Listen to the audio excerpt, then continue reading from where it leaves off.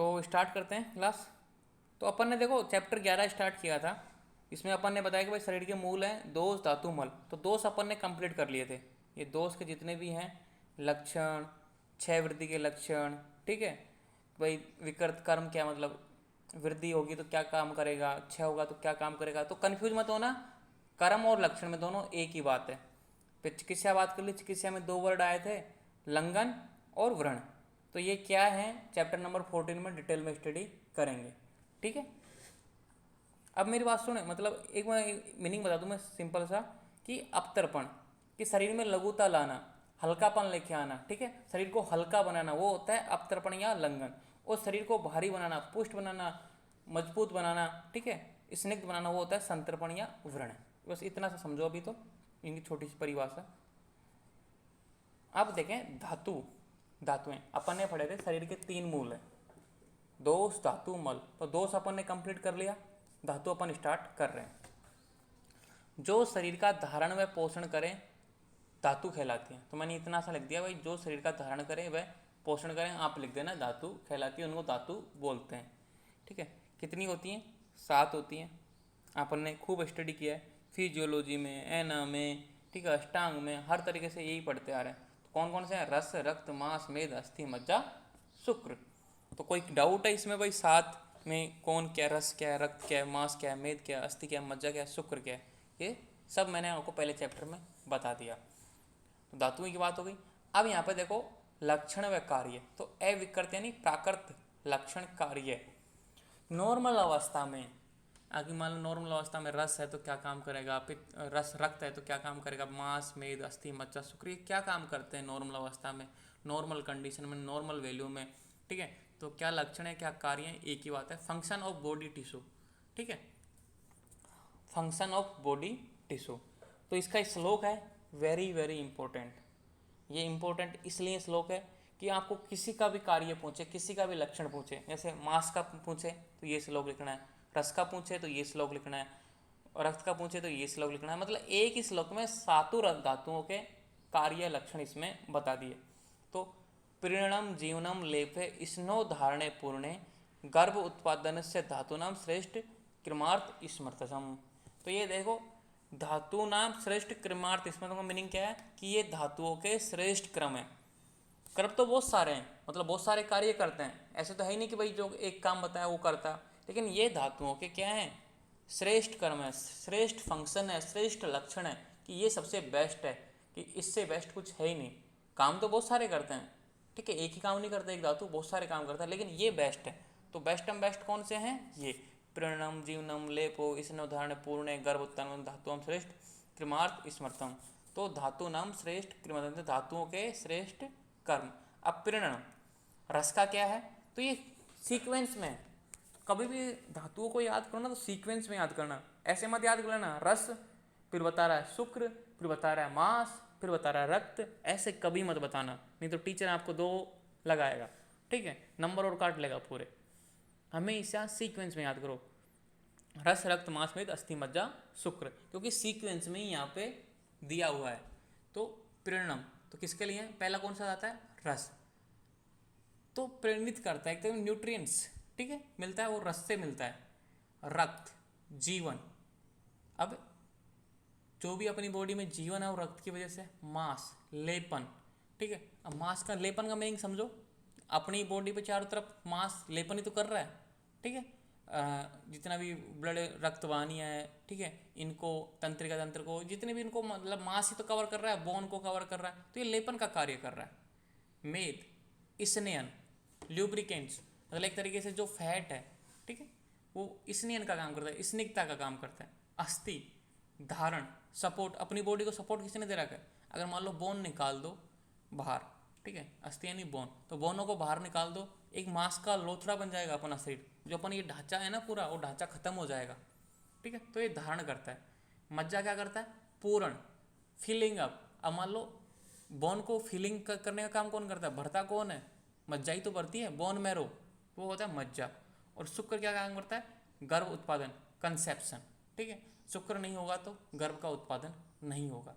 तो ये 7 धातुओं के 7 काम हैं, सटीकली याद करो, श्लोक इंपॉर्टेंट है, श्लोक को याद करो।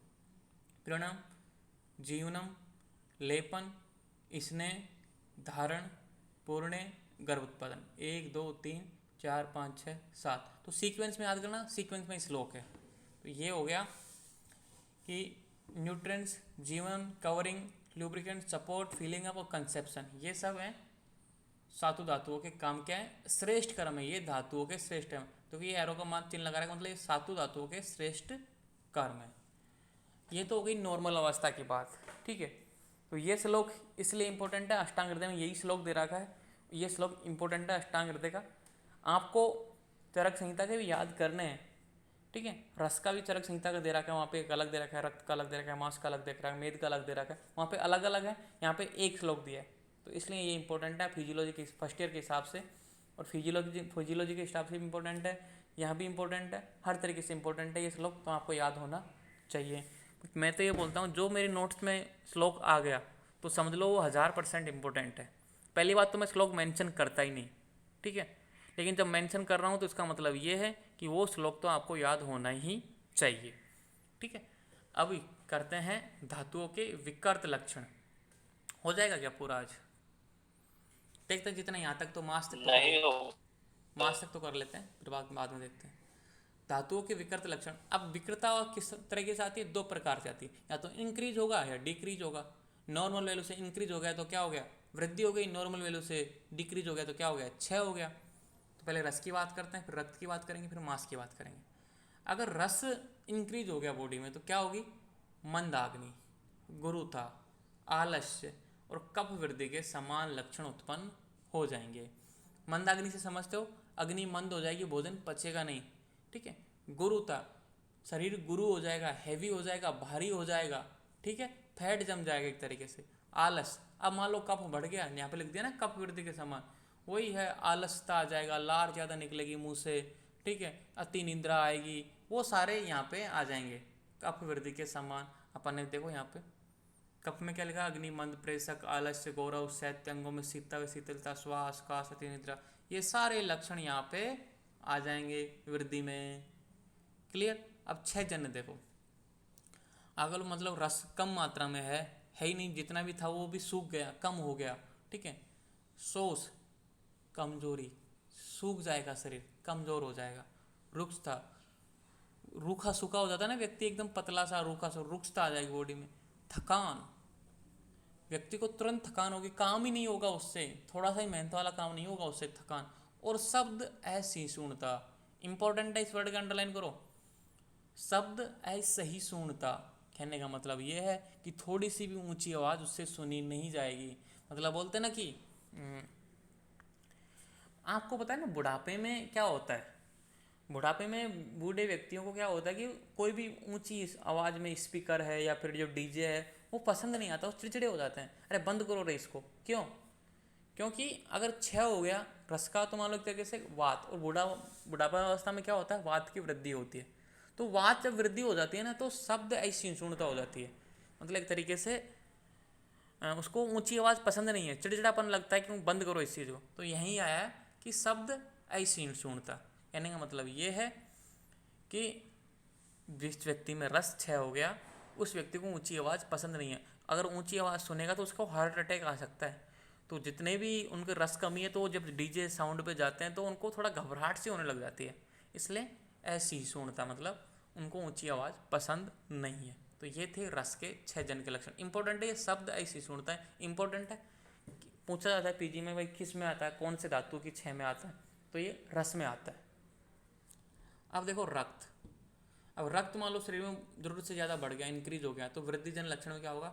विसर्प, विदर्भी, कफ, लालिमा, अग्निनाश, प्लीहा वृद्धि, गुल्म, कामला, वातरक्त और रक्त पित्त, ये रोगों के नाम हैं। विसर्प, विसर्प क्या होता है कि भाई एक तरीके से छोटी छोटी पुंसियाँ सर्प के आकार के अपने शरीर में फैल जाती हैं, कर्व लेती हुई, जैसे सर्प चलता है ना ऐसे, इस क्रम में, इस आकार में, धागे के रूप में, जैसे कि आपने जैसे सर्प चल रहा है जैसे बॉडी में, तो ये फुंसियाँ छोटी छोटी फुंसियाँ सर्प के आकार की हो जाती हैं। विदर्धी, ठीक है, विदर्धी क्या होता है? फुंसियाँ ही होती है एक तरीके से जिनमें जलन होती है। कफ, कफ बढ़ेगा बॉडी में, ठीक है। लालिमा, पूरा ऐसे बोलते हैं ना, आंखों में लालिमा आ जाएगी। अब रक्त बढ़ गया, देखो लालिमा, आंखें लाल रहेंगी, ठीक है। ठीक है, जो आंखों, ये अपनी उंगली को टिप है, पैलर है, वो भी लाल लाल रहेंगे, ठीक है। तो ये लालिमा, पूरा शरीर एकदम लाल लाल सा दिखेगा। अग्निनाश, अग्नि का नाश हो जाएगा, जो आपकी जठरा अग्नि थी ना वो बिल्कुल खत्म हो जाएगी। एक तरीके से ये नाश का मतलब है विषम हो जाएगी, कभी मंद कभी तीक्ष्ण, एक तरीके से कोई स्टेबिलिटी नहीं है उसमें। प्लीहा वृद्धि, स्पेलोमीगली, मतलब एक तरीके से जो अपना स्प्लीन है ना वो बढ़ जाएगा, ठीक है। गुल्म, गुल्म आप जानते हो कि पेट में गैस की गांठें बनना। कामला, कामला आप जानते हो ना, एक तरीके से जॉन्डिस को ही बोलते हैं ना कामला। Yes sir. पीलिया। पीलिया। वात रक्त, यस सर। तो जॉन्डिस हो जाएगा, ठीक है। वात रक्त, वात रक्त क्या होता है, एक तरीके से जो वात शोणित बोलते हैं इसको, या वात रक्त बोलते हैं, एक ही बात है। इसमें जैसे कि यूरिक एसिड का मतलब अपनी जो संधियां हैं उनमें क्या हो जाता है, जैसे अकड़ापन आ जाता है, एक तरीके से जकड़ जाती हैं अपनी संधियां। इसमें क्या होता है, ये मेरा कंपाइलेशन टॉपिक था वात रक्त का, इसलिए मुझे अच्छे से पता है। इसमें अपन इसको जो गाउट होता है, गठिया होता है ना, उससे कोरिलेट करते हैं कि इसको मॉडर्न में गठिया बोलते हैं, और आयुर्वेद में क्या बोलते हैं, वात रक्त। इसमें क्या होता है, जैसे यूरिक एसिड आके जम जाता है ना अपनी संधियों में, तो वो अकड़ जाती हैं। इसमें क्या होता है कि वो वात है ना रक्त के साथ मिलके, दोनों रक्त की भी दूषित होती है, वात दोष, दो दोषों की वजह से ये उत्पन्न होता है। तो वात रक्त मेरा कंपाइलेशन था इस टॉपिक पे, तो मुझे अच्छे से पता है इसके बारे में। एक तरीके से आप इसको ऐसे समझो कि अपने संधियों में पीड़ा होना, दर्द होना, अकड़ जाना, संधियाँ का जो फंक्शन है ना वो पूर्णतः काम नहीं कर पाएगा। और रक्तपित्त, रक्तपित्त आप समझते हो ना, बॉडी से रक्त का बाहर आना, नाकों से, कानों से, मुंह से, एनस से, वेजाइना से, पेनिस से, ठीक है। तो ये इसका रक्त का बाहर आना, ये होता है रक्त पित्त। अब देखो इसके छह जन्य में देखो, अम्ल व शीतल पदार्थ खाने की इच्छा। मान लो कि छह हो गया, पित्त छह हो गया, बॉडी में जो नॉर्मल वैल्यू थी उसमें भी कम हो गया, तो क्या होगा, अम्ल व शीतल पदार्थ खाने की इच्छा, ठंडा खाने की इच्छा करेगी और खट्टे पदार्थ खाने की इच्छा करेगी। रुक्षता, बॉडी रूखी सूखी हो जाएगी। सिरा सैतिल्य, फील ऑफ लेग्जिटी ओवल, मतलब एक तरीके से ऐसा लगेगा ही नहीं कि आपका जो ब्लड बह रहा है, लॉस ऑफ सेंसेशन हो जाएगा, पता ही नहीं लगेगा कि ब्लड बह रहा है कि नहीं बह रहा है। तो सिरा सैतिल्य, सिराओं में शिथिलता उत्पन्न हो जाएगी, ठीक है। तो ये हो गए रक्त के। अब मान से करेंगे कल, ठीक है। तो मान से धातुओं के जो कर्म है, मान से अपन कल स्टडी करेंगे कंटिन्यू। आज की क्लास दी एंड करते हैं। सर हाँ बोलो। जॉन्डिस में जो होता है सर, ब्लड की कमी हो जाती है ना सर, हाँ ब्लड की कमी हो जाती है, ब्लड का कामला पानी है। हो जाता है। अब देखो यहाँ पे श्लोक तो में सर लिखा इसमें हुआ है, फिर अब मेरे पास ये दो तरीके से भी हो सकता है। कामला एक तरीके से जरूर से ज़्यादा बन जाती है ना, डिस्ट्रैक्शन होता है आरबीसी का वहाँ पे। और आपने देखा ना फिजियोलॉजिकल जॉन्डिस, जब बच्चा जन्म लेता है तो उसमें आरबीसी कितनी मात्रा में रहता है, 18, मतलब ज़्यादा रहता है, तब भी कामला हो जाता है उसको। फिजियो 6.5 लाख होती नहीं, मैं बताऊँ आपको, किसी सर बताऊँगा। हाँ इतनी होती है। एक होता है फिजियोलॉजिकल जॉन्डिस, एक होता है पैथोलॉजिकल जॉन्डिस, आप सेकेंड ईयर में पढ़ोगे। तो जो फिजियोलॉजिकल जॉन्डिस होता है ना, उसकी बात कर रहे हैं यहाँ पे, जो बच्चों में होता है। फिजियोलॉजिकल जॉन्डिस क्या होता है, बच्चों में होता है। उनमें होता है आरबीसी बहुत ज़्यादा मात्रा में होती है। कितनी होती है, मतलब जो इनकी नॉर्मल वैल्यू ना उससे बहुत ज़्यादा, तो उनका एक बहुत हाई लेवल पे डिस्ट्रैक्शन होता है उस समय।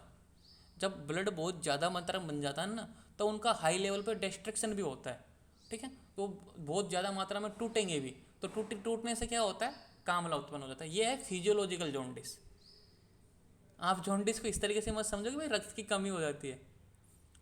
कहने का मतलब ये है कि जॉन्डिस में आरबीसी का डिस्ट्रैक्शन होता है। तो जब ब्लड ज़्यादा बन रहा है तो आरबीसी भी ज़्यादा बन रही हैं, आरबीसी ज़्यादा बन रही है तभी तो ब्लड बन रहा है ज़्यादा, तो उसका डिस्ट्रैक्शन भी ज़्यादा हो रहा है, मतलब जो नष्ट हो रही हैं वो भी ज़्यादा ही हो रहा है। तो जो बिलिरुबिन बन रहा है, बिलिरुबिन बन रहा है, वो भी ज़्यादा बन रहे हैं, फिर उससे हो जाता है कामला। आप इसको समझो फिजियोलॉजिकल जॉन्डिस है। आप सेकंड ईयर में पैथोलॉजी में इसको डिटेल में स्टडी करोगे। एक होता है पैथोलॉजिकल, जो रोगों की वजह से होती है, कुछ विकृति की वजह से। एक होता है फिजियोलॉजिकल, नॉर्मल अवस्था में अगर मान लो रक्त ज़्यादा बन रहा है बॉडी में तो भी कामला हो सकता है, ठीक है। Yes sir. ये फिजियोलॉजिकल जॉन्डिस की बात हो रही है, जो अपने रक्त में ज़्यादा बनने की वजह से आरबीसी का डिस्ट्रक्शन भी ज़्यादा हो रहा है, इस वजह से जो जॉन्डिस होता है वो होता है इसमें कामला, जो मतलब रक्त की वृद्धि में। ये डाउट मुझे भी आया था, जैसे तुमको आया ना, यही डाउट सेम मुझे भी आया था। ये अच्छा क्वेश्चन है वैसे, है ना। ठीक है, अपन करेंगे अब मान से कल स्टार्ट। थैंक यू आज की क्लास के लिए। Thank you sir. Okay. Thank you sir.